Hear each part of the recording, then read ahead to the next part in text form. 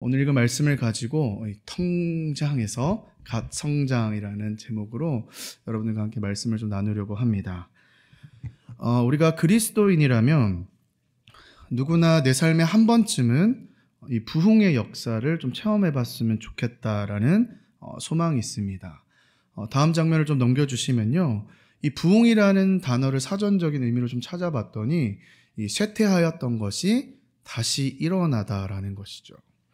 우리의 무뎌졌던 신앙이 좀 다시 좀 일어났으면 좋겠다라는, 회복되었으면 좋겠다라는 그런 소망이 있다라는 것이죠. 2023년 2월에요. 미국 켄터키 주의 에즈베리 대학교에서 놀라운 부흥의 역사가 있었습니다. 이 대학교에서 시작됐던 이 부흥은요, 미국 전역의 이목을 집중을 시켰고요. 한국을 비롯한 세계 수많은 사람들이 모여들었습니다. 왜 이토록 사람들이 이 부흥의 현장을 찾았을까? 이는 오늘 우리가 살아가는 이 시대에 이 부흥이라는 것이 얼마나 귀하고 특별한 것인지를 보여주는 것이고요. 또 우리 모두 이 인간의 마음속에, 그리스도인들의 마음속에 자리 잡은 이 부흥을 향한 간절한 열망이 있었다라는 겁니다. 우리 잠시 그 부흥의 현장을 좀 영상으로 좀 살펴볼까요? 함께 보겠습니다. 소리 틀어주셔야 됩니다. 몰려오고 있습니다. 우리는 이 부흥을 인도한 목사님을 주목할 필요가 있습니다. 왜냐하면 거기에 부흥의 비결이 있기 때문입니다. 그런데 충격적이게도 에즈베리 대학교 부흥의 특징은 주도하는 사람이 없다는 것입니다. 에즈베리의 부흥은 사람의 인도가 아닌 성령님이 인도하고 있습니다. 그곳에는 사람의 이름은 없고 오직 성령님의 운행하심만 있습니다. 이것이 부흥의 비결입니다. 강력한 부흥이 이곳에 임하고 있다는 소문이 퍼지자 유명 찬양팀들이 예배를 인도하겠다고 연락이 왔지만 그들은 그것을 원하지 않는다고 합니다. 성령님께 내어드린 예배, 이것이 곧 부흥입니다. 성령님만 있다면 부흥은 그것으로 충분합니다. 수요 예배 기도가 끝나고 성령님께서 임하기 시작하자 아무도 그곳을 떠날 수 없었습니다. 그 후부터 지금까지 자발적인 찬양과 경배가 끝나지 않고 드려지고 있는 것입니다. 그런데 그 자리엔 찬양과 경배만 있는 것이 아닙니다. 그곳에는 찬양과 경배뿐 아니라 회개의 간증이 터져나오고 있습니다. 부흥의 소식을 듣고 온 청소년들이 자신들의 음란함의 죄를 고백하고 회개하고 있습니다. 청소년들에게 회개의 열매가 맺히며 60시간 연속으로 그들이 예배를 드리고 있습니다. 역사상 모든 하나님의 부흥에는 강력한 회개가 있었습니다. 1907년 평양 대부, 아주사부, 웨일즈 부흥의 핵심은 바로 회개였습니다. 이 회개의 불꽃이 에즈베리에 붙기 시작한 것입니다. 그런데 사실 에즈베리의 부흥이 일어난 것은 이번이 처음이 아닙니다. 1970년 2월 3일 에즈베리 대학 월요일 채플 시간에 평소와 다름없이 천여 명의 교수진들과 학생들이 모여 예배를 드리고 있었습니다. 그날의 설교를 대신했던 학감의 간증 이후 한 남학생이 강단 위에 올라갔습니다. 그는 모든 사람 앞에서 자신의 죄를 고백했고 하나님께서 자신을 어떻게 용서하셨고 회복시켰는지를 나누기 시작했습니다. 그 순간 성령께서 온 회중 가운데 역사하기 시작했습니다. 그들의 마음이 뜨거워졌고 눈에는 눈물이 흘렀습니다. 이어 계속해서 학생들이 올라와 마치 제단 앞에 마음을 토하는 것처럼 자신의 죄를 고백하고 회개하기 시작하였고 온 회중은 거룩한 하나님의 임재 앞에 하나가 되어 조용히 울면서 기도하고 찬양했습니다. 그런 성령의 강한 임재 속에 채플이 끝난 뒤에도 학생들은 자리를 뜨지 않아 학교 당국은 휴강을 하였고 그 이후 185시간 동안 쉬지 않는 회개와 찬양과 기도의 불이 타올랐습니다. 이 뜨거운 부흥이 있었던 곳에 2023년 다시 한번 회개의 부흥의 불길이 불타기 시작한 것입니다. 뜨겁게 불타오르고 있는 이 성령의 역사가 에즈베리에서 끝나는 것이 아니라 전 세계에 뜨거운 부흥의 불길로 타오르기를 간절히 소망합니다. 네, 학생들이 자발적으로 수업을 멈추고 예배와 찬양 그리고 기도에 참여했습니다. 어떤 목회자의 지시가 아니었고요. 성령님의 인도하심에서 시작된 순수한 부흥의 운동이었습니다. 오늘 여러분들과 함께 살펴봤던 이 본문은요, 이 에즈베리의 부흥 운동과 유사한 이 에베소에서 있었던 부흥의 현장을 그려내고 있습니다. 당시 이 에베소라는 동네는요, 이 부흥이 일어나기에는 매우 척박한 환경이었습니다. 그 누구도 이 땅에서의 부흥을 기대하지 않았었죠. 그리스도인들도 많지 않았고요, 제대로 된 교회도 없었습니다. 하지만 하나님의 일하심으로 놀라운 부흥의 역사가 일어나게 됩니다. 먼저 이 에베소에 대해서 조금 살펴볼까요? 이 에베소라는 동네는요, 이 로마 시대의 세계 4대 도시 중에 하나였습니다. 육로와 해상 교통이 매우 발달했었고 수많은 사람들이 모여드는 번화한 대도시였습니다. 이 소아시아, 지금의 이 튀르키예 지역이죠. 소아시아의 최대 도시였던 이 에베소는요, 그 이름의 뜻이 무엇이냐면 욕망과 소망이거든요.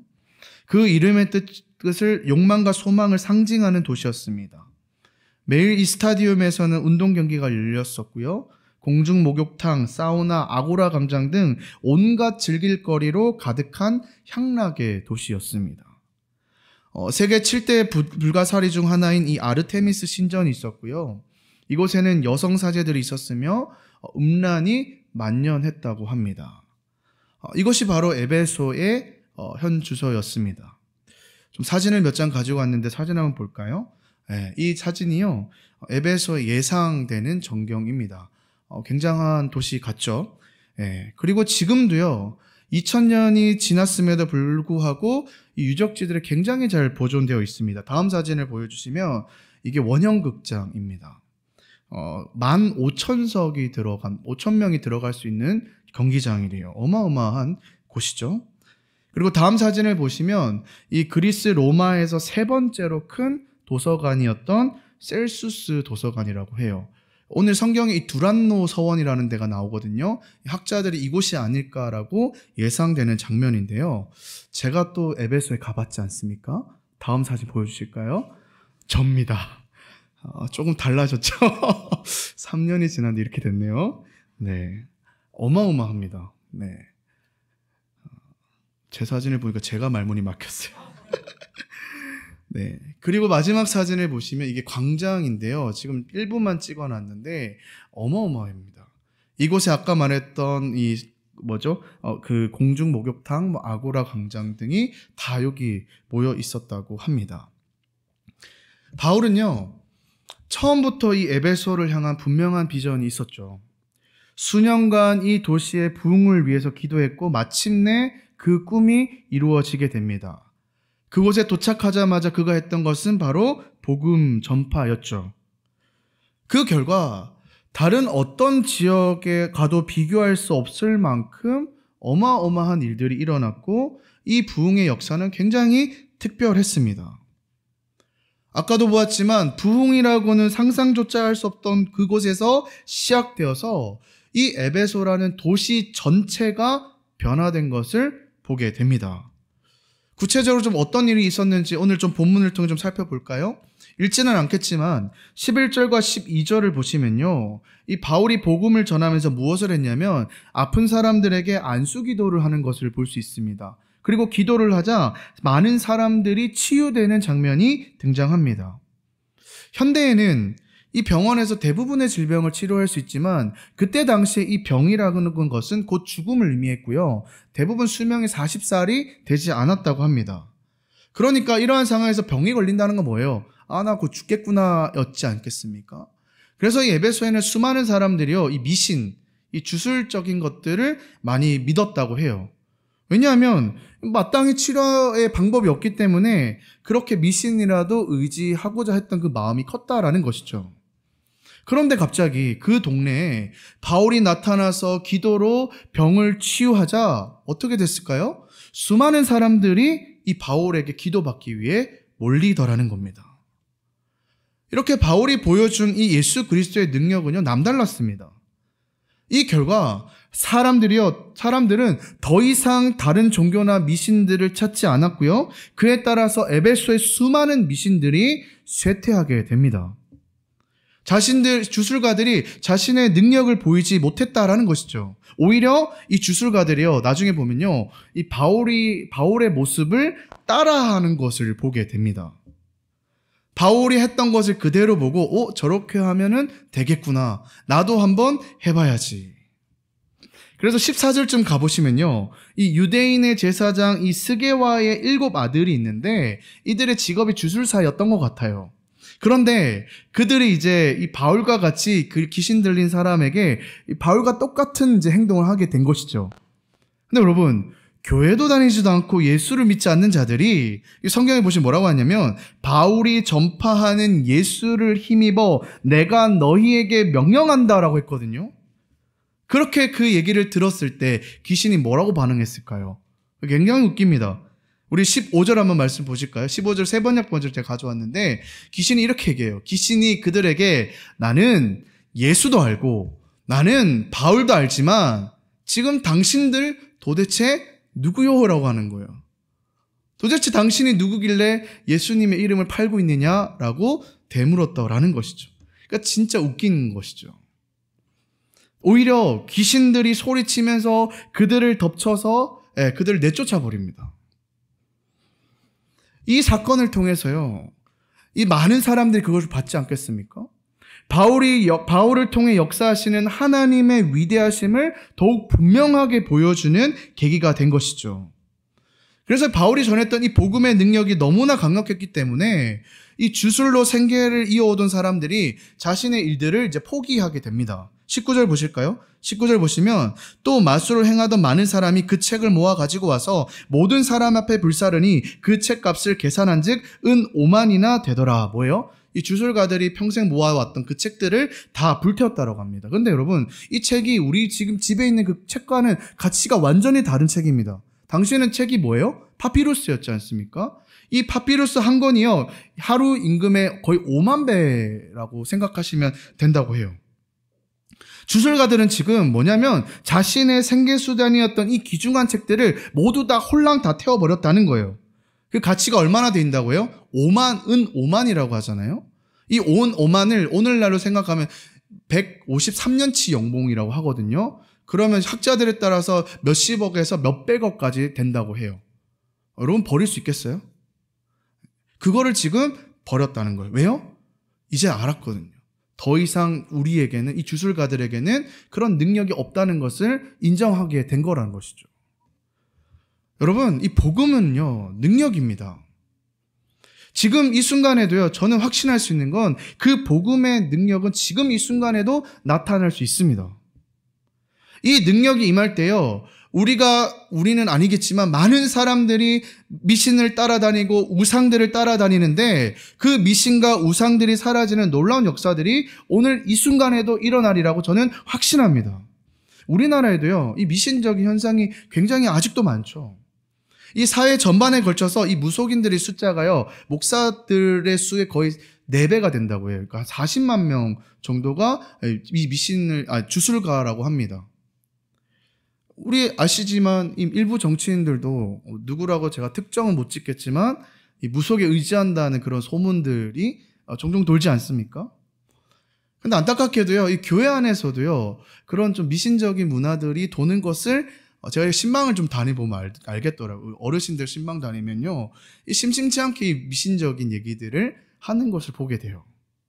근데 우리라고도 예외는 아닌 것 같아요. 해화나 익선동 같은 좀 핫플레이스에 가면 이 운세를 보는 게 굉장히 많더라고요. 물론 우리 청년들은 장난삼아 보는 거겠지만, 근데 실제로는 꽤 진지하게 자신의 인생을 들여다보는 그런 일들이 많더라고요. 여러분, 이처럼 이 무속 신앙이 만연한 근본적인 이유가 뭘까요? 저는 딴 게 없다고 생각해요. 바로 이 복음의 능력, 예수 그리스도의 그 십자가의 능력이 우리 이 개인의 삶에 충분히 경험되지 못했기 때문이라고 생각해요. 그러니까 자꾸 우리 마음 가운데 이 영적인 공허함이 있고, 그 영적인 공허함을 그런 것으로 지금 채우려고 하는 것이죠. 사랑하는 여러분, 이 예수 그리스도의 능력이, 복음의 능력이 우리 안에 가득히 넘쳐날 때 이런 것들은 자연스럽게 사라진다고 저는 믿습니다. 이 복음의 역사가요, 오늘 이 에베소에요, 아직 여전히 멈추지 않는 것을 볼 수 있어요. 다음 보시면요. 이 에베소의 상징이었던 아데미 신전이라는 곳이 있는데요. 당시 세계 최고의 신전이었다고 해요.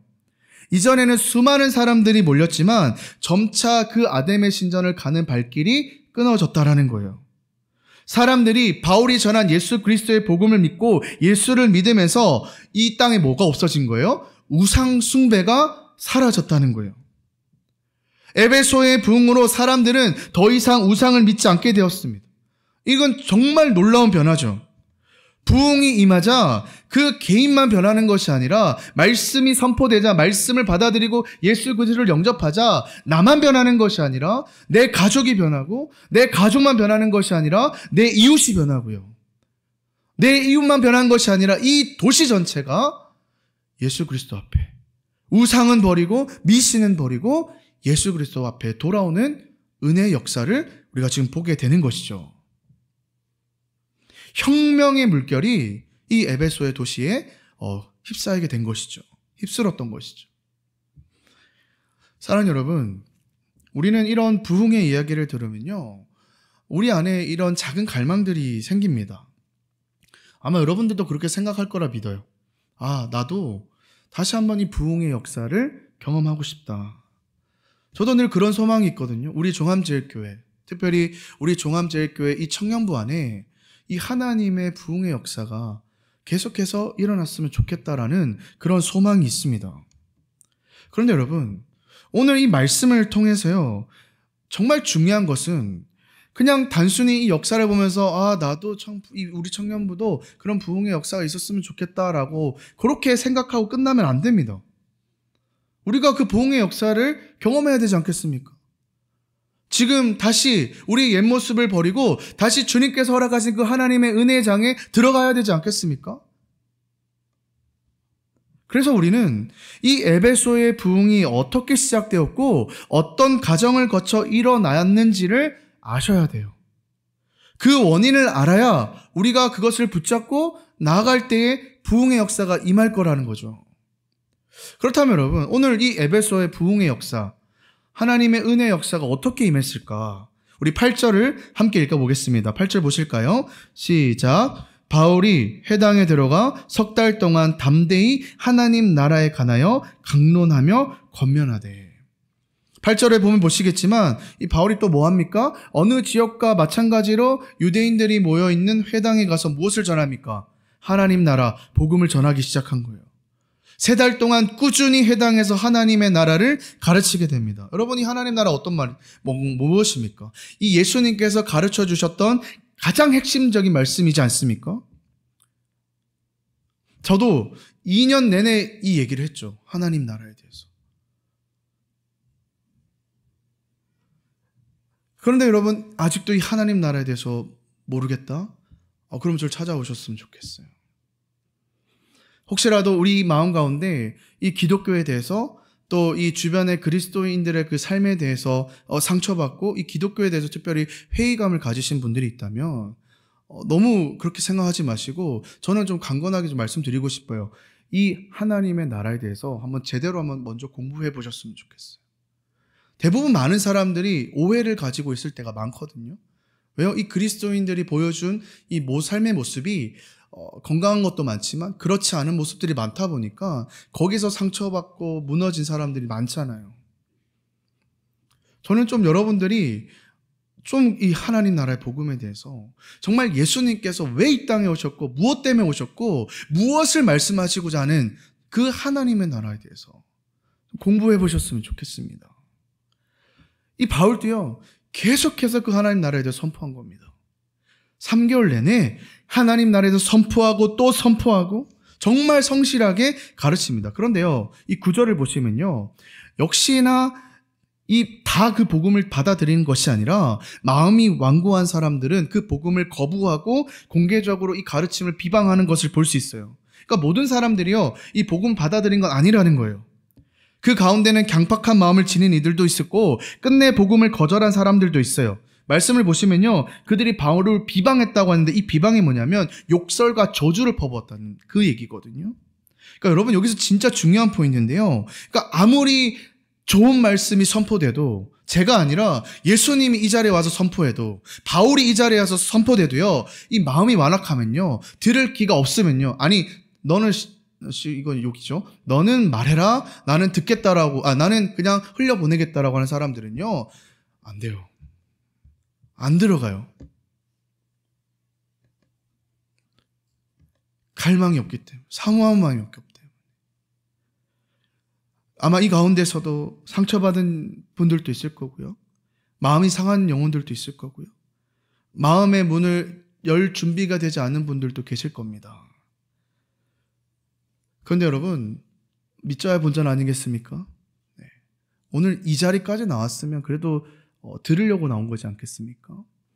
조금이라도 마음의 문을 한번 열어보십시오.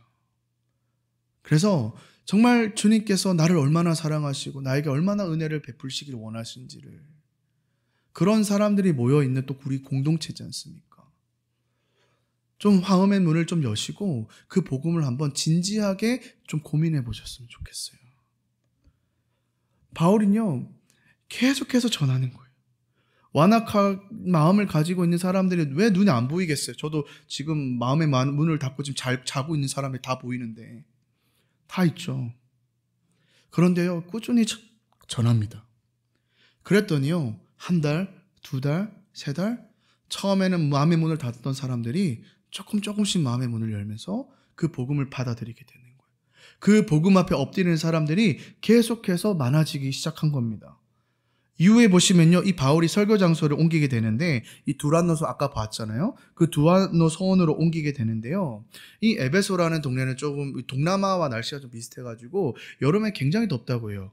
그래서 오전에 11시부터 4시까지는 이 사람들도 좀 취침 시간이 있다고 해요. 그러니까 이 사람들이 두란노서는 아침에 일찍 7시에 와서 11시까지 공부를 하다가, 그 다음에 이제 가서 점심을 먹고 좀 잤다가 이제 오후 4시쯤 돼서 와서 다시 공부를 한다고 합니다. 근데 바울이요, 지금 이때를 노리는 거예요. 11시부터 4시까지 이 서당이 비어 있으니까 이곳에서 말씀을 전해야겠다. 근데 아시다시피 아까 뭐라고, 무척 더운 시간이거든요. 모두가 지친 몸을 가지고 낮잠을 자는 시간이고 냉방시설이 없기 때문에 더운 환경에서 얼마나 집중하기 힘들었겠어요. 그럼에도 불구하고 바울은 이 두란노 서원에 와서 이 시간을 이용해서 열정적으로 말씀을 전하게 됩니다. 바울도 아시다시피 텐트를 만드는 사람이었잖아요. 그러니까 오전에 바울도 열심히 텐트를 만드는 직업을 가지고 있다가 11시에 와가지고 이제 이 두란노 서원에서 말씀을 증거한 것이죠. 그런데 여러분, 놀랍게도요, 이 힘든 시간에도요, 수많은 사람들이 모이기 시작했다는 거예요. 모두가 낮잠을 자고 휴식을 취하는 시간이었지만 사람들은 계속해서 모여들었고 2년 동안 하루도 빠짐없이 말씀 공부가 이루어졌다는 겁니다. 일상생활의 패턴과는 전혀 맞지 않는 시간이었음에도 사람들은 이 말씀을 너무나도 사모하고 좋아해서 피곤함을 잊고 그 말씀 앞에 계속해서 그 말씀을 듣고 그 말씀에 반응하기 시작했던 거예요. 꼬박 2년 동안이요. 사랑하는 여러분, 이렇게 말씀을 부지런히 전했던 결과, 어떤 결과가 있었을까요? 바로 부흥이었다는 겁니다. 하나님의 부흥의 역사는요, 딴 거 없습니다. 말씀입니다, 말씀.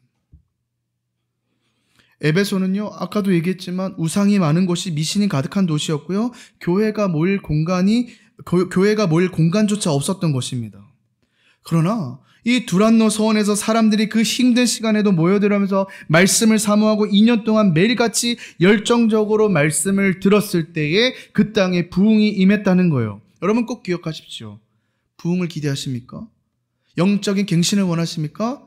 말씀 앞에 서시기 바랍니다. 다른 거 없습니다.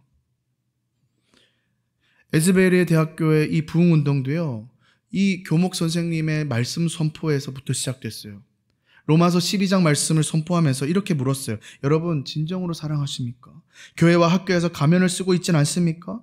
곧 졸업하여 사회로 나가게 될 4학년 여러분, 하나님의 사랑을 실천하며 살아갈 수 있습니까? 이 도전적인 말씀이 끝나고 난 다음에 그 다음에 이 성령이 이 학생들을 덮으면서 그 놀라운 은혜 역사들이 일어나게 된 겁니다. 오늘 이 에베소의 부흥도 마찬가지였습니다. 말씀을 통한 부흥이었어요. 우리 20절 말씀 우리 같이 한번 읽어볼까요? 같이 읽겠습니다. 시작. 이와 같이 주의 말씀이 힘이 있어 흥왕하여 세력을 얻으니라. 말씀을 좀 정리하도록 하겠습니다. 사랑하는 여러분, 2025년 1월 한 해는요, 이 하나님께서 허락하신 부흥을 좀 사모하셨으면 좋겠어요. 여러분의 삶 속에 이런 작은 영적인 회복, 영적인 갈증이 있지 않습니까? 부흥은요, 말씀을 통해 나타나며 말씀을 통한 은혜가 임할 때 그 사람에게 부흥이 찾아옵니다. 그리고 여러분 안에 그 작은 영적인 갈망이 바로 부흥의 씨앗이 될 겁니다. 그러므로 어떠한 상황에서도요, 올 한 해는 이 말씀을 읽고 배우는 일을 멈추시지 마셨으면 좋겠어요. 저도 올해 시작을 하면서요, 결단한 것이 있는데 저는 6독 프로젝트를 시작했습니다. 제가 3독을 했거든요, 작년에. 좀 부끄럽죠, 목회자로서. 근데 올해는 꼭 6독을 하기 위해서 벌써 지금 출애굽기까지 지금 읽어가고 있습니다. 네. 여러분도요, 다시 시작하셨으면 좋겠어요. 옛것은 잊고 새로 시작할, 네. 딱 좋잖아요, 새로 시작하기에. 혹시 성경이 어려우신 분들이 계시면요, 솔직히 어렵잖아요. 포기하지 마시고요. 쉬운 버전 너무너무 많아요. 새 번역 버전도 있고요. 오늘 아까 선물 드렸던 새 한글 버전도 있어요. 혹시 이 주머니 사정이 힘드신 분들은요, 저한테 오세요. 다 오시면 안 되고요. 네, 없으신 분들만 제가 기꺼이 사드릴게요. 여러분, 쉬운 거 읽는다고 쪽팔리는 일 아니에요. 저도 새 번역 성경 많이 인용하잖아요. 그리고 제가 이제 이 수련회 이후부터는 좀 올 한 해는 여러분들과 좀 같이 붙잡고 말씀을 좀 공부해야겠다는 좀 생각이 좀 강하게 들어가지고 업그레이드된 뉴 제자반 2기를 이제 출범을 하려고 합니다. 뭐 거창하지만 같이 말씀 공부하는 거. 작년에 좀 다른 교재로 여러분들과 함께 좀 소그룹으로 좀 말씀을 좀 같이 고민을 좀 해보려고 합니다. 그리고 또 한 가지 또 준비하는 게 뭐냐면, 제가 그냥 읽으라고만 했지 사실 이 성경에서 잘 모르시는 분들이 꽤 많더라고요.